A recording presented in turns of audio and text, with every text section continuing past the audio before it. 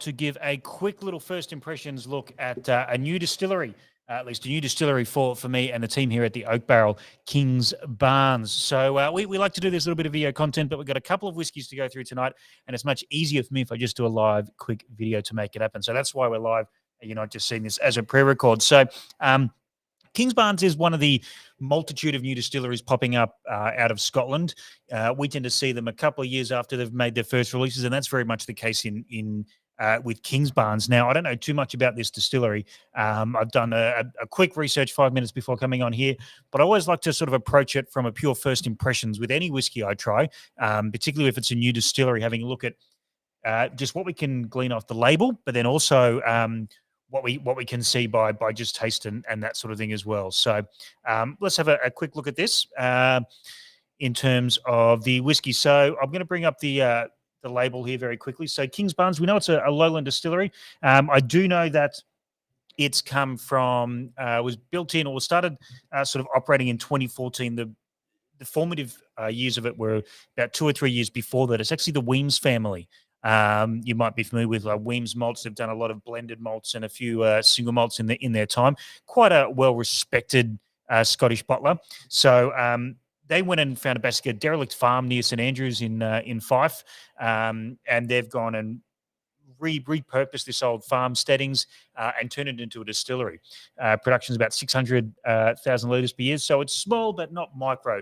And they're starting to pump out some new releases. They first released in 2018, and here we are in 2021 with our sort of first impressions. So going to have a quick look at the label of this one first. So we've got this is called the Dream to Dram, which looking it's a bit of an interesting name for it, but we have the Olympics going on at the moment, so that whole Dream to Dram sort of thing is a little bit topical. So this is a 46% Lowland single malt Scotch whiskey. We're just reading the label here, see what we can glean from that. We can see distilled, milled and bottled by the Kingsbarn Distillery. Product of Scotland, limited release. Now, I think this is going to be their flagship, so I'm not exactly sure what the word limited release has on there. But importantly, we've got the casks here. Now, we've got this is vatted from First Fill ex-bourbon and First Fill STR Barrique, which STR refers to wine casks, shaved, toasted, recharred. Very much a Dr. Jim Swan invention. So, we do know that this distillery is employing quite long fermentation, somewhere between 75 and 120 hours. So you're expecting quite a bit of fruit coming from that, but also quite early spirit cuts and quite a slow distillation. So trying to eke out as much flavour as possible. But I'm expecting this to be quite fruity. So we'll get into the Dream to Dram. You can sort of see, if I hold this up and switch the images around a little bit, nice and clear on that. It's quite a pale whiskey. Doesn't look as pale on that because there's more liquid, but it is quite a light whiskey. In terms of age, I'm not honestly, I've got no idea quite honestly, but I dare say these are going to be between the 4 and 6 sort of mark. So first off the nose, there's a bit of, those what we sort of talked about on spec is evident. That bright fruit and definitely a lighter style of whiskey. I'm getting that fresh, grassy sort of note, which is something I'm a little bit of a sucker for, but also ripe banana. A little bit almost for those of you who are of a certain style with drinking mentality, almost that banana lollies thing that our much-loved distillery down in Melbourne there has a bit of. But yeah, lots of tropical sort of fruits. Quite pretty. It's you can tell it's on the younger side of things, which distillery that started production in 2014. That's what we expect. But it's got a bit of structure to it. It's not wispy or wimpy in any way, shape, or form. Going to jump in now. Have a look at this one.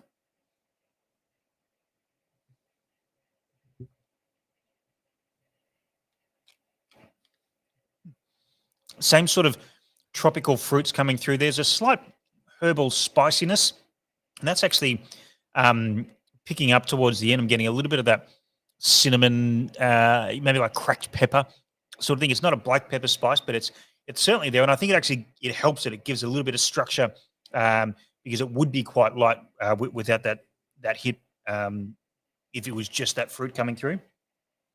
So I think that spice sort of helps it. Finish is short, like about short to medium. It's a little bit moreish.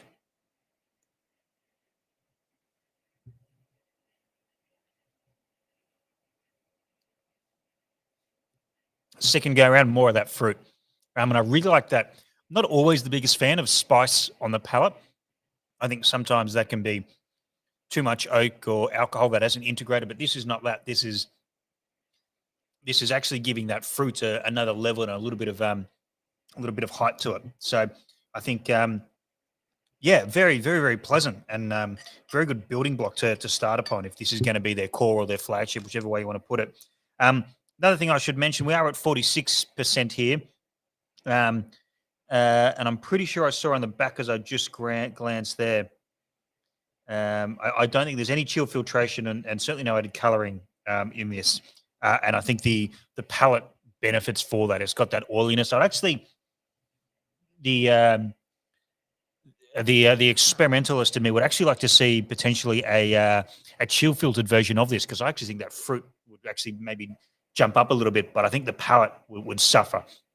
But this is non-chill filtered, so you get those beautiful oily characters coming through.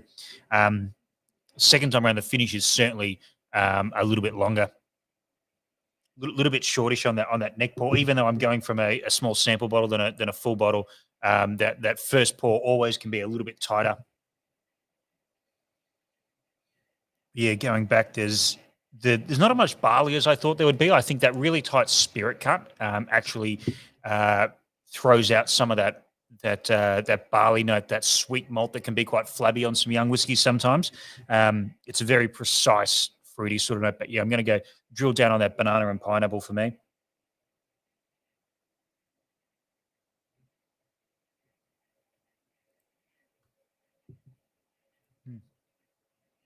All right, let's move on to number two.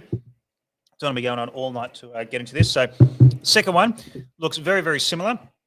As I pull my image across here, we have now, this one is called the Balcomie, which is a far more traditional Scottish sort of name, as opposed to Dream to Dram. Now, pretty much the exact same specs on this.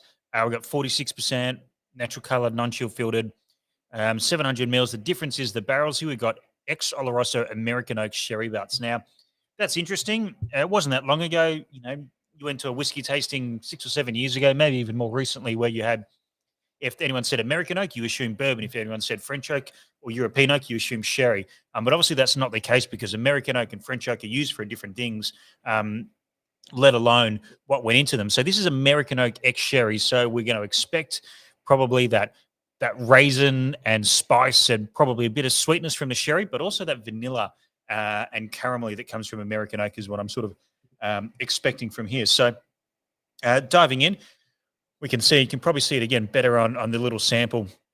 It's a little bit darker, even if I hold the two together.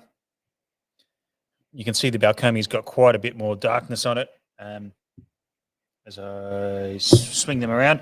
And yeah, in the full bottle as well.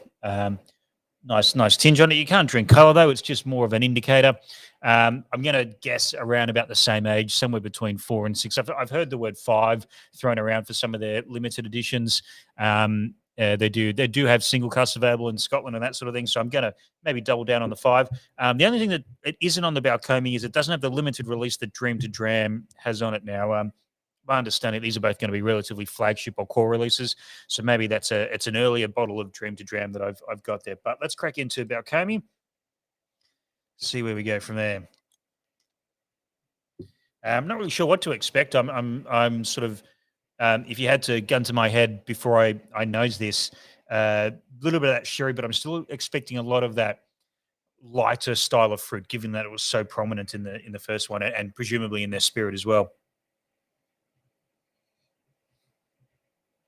It's definitely different. Like straight off the nose, these are chalk and cheese. That sherry cask has had a lot to say. I do get a bit of vanilla there, but it's not your classic fruitcake raisin spice sort of sherry on the nose. It's a little bit more treacly, a little bit more Jersey caramel sort of thing. Maybe that's that vanilla playing in. quite a attractive nose, funny enough. Like it is light, it's delicate, but there's a real prettiness to it. There's a real like alluring sherry sort of note there. I'm not always the biggest sherry fan. I'm not someone that gravitates to a sherry cask because it has sherry cask. I actually think sherry cask can go over the top quite often, and that's just a personal preference. But this is in that middle palate is quite pleasing. A little bit of like dank earth or something in there as well, which is quite interesting. The tropical fruits are there, but it's a little bit more like charred pineapple without the smoke, if that makes sense. There's a little bit of that earthiness coming through that's keeping those tropical fruits grounded. All right, diving in, 46% again.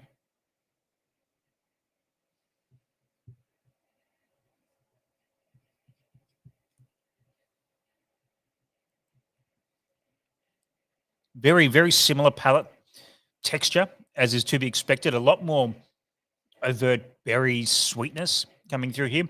The spice that I saw on the Dream to Dram is there.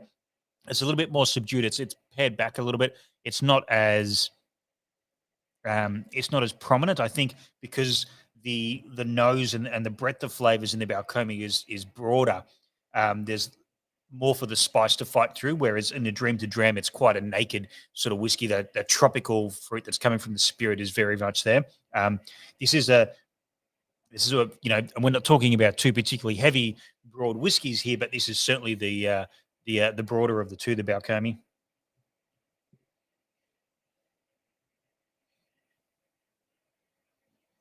The second pass of the nose is quite similar again. That sherry fruit is very prominent, but I'm not I'm quite convinced that there's a fair bit of American oak influence in that as well. I'm pretty sure like that vanilla and that sort of stuff is having just as much influence as the ex sherry that was in the cask beforehand.